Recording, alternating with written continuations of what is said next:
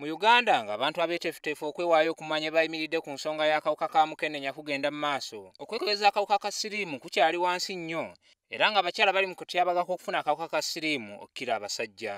Mu kusoma kw'ebyalo, ebibuuzo ebisinga bisinze kwetoolera ku bubonero obulaga akawuka ka mukenenya, engeri gy'okukozesaamu obupiira bw'abakyala n'ebirala.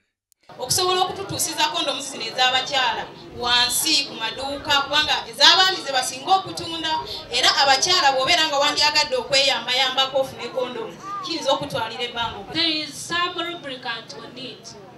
So my worry is this lubricant not so effective on the human body, particularly the private parts? Azagali oyiro yali ku kondomu ayamba okikuuma mu ngeri ebagikolamu negyo gitereseemu munda ate n'agiyamba n'okugiyamba bwe tugikozesa esobola okuseerera obulungi. Zaako okukubiriza abavubuka bannaffe nti mu kaseera kano aka HIV and AIDS balina ofuba okulaba nga singa babeera tebasobola kugumiikirizaako kyandibadde kibakakatako nnyo okulaba nti bakozesa obupiira. Bino bibadde bigenda mu maaso ng'abakwetabyemu bakeberebwa akawuka ka mukenenya ku bwereere wamu n'okubudaabudibwa.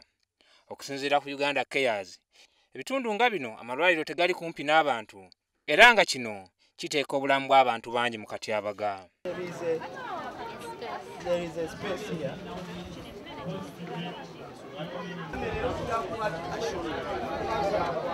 Abadde bakebera abantu akawuka ka mukenenya balaze ng'abantu bwe batalina kye bamanyi kawuka ka mukenenya wamu n'okwerindamu akawuka kano.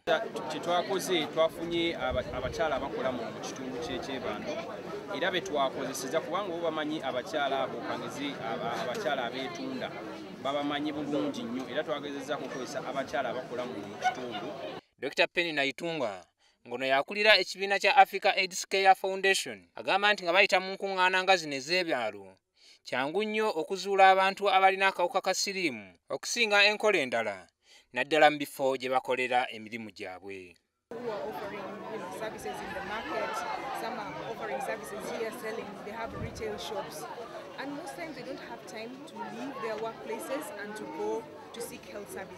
Okusinziira ku bategesi b'olukuŋŋaana luno, abantu bangi ababaddewo tebamanyiwa we bayinza okukeerebwa akawuka ka mukenenya so ng'ate abalala balina bingi bye beekwasa ku siriimu.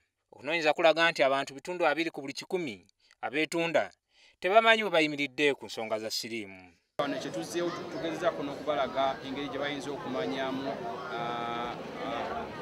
okumanya sitatasi zaabwe ng'era kye tubadde tugezaako okukola wano abakyala bonna badde beekebeza omusaayi gwabwe ebintu bikwatagana n'ebya siriimu era abasinga bonna bavuddewo nga bategedde oba bakalina oba tebalina. Okuboolebwa n'okusosolwa, okutya, okusongebwamu ennwe, obutabanguko mu maka, obwavu obutiridde n'ensonga endala bye bimu ku biremesa abakyala okwekebeza okumanya we bayimiridde ku nsonga ya siriimu.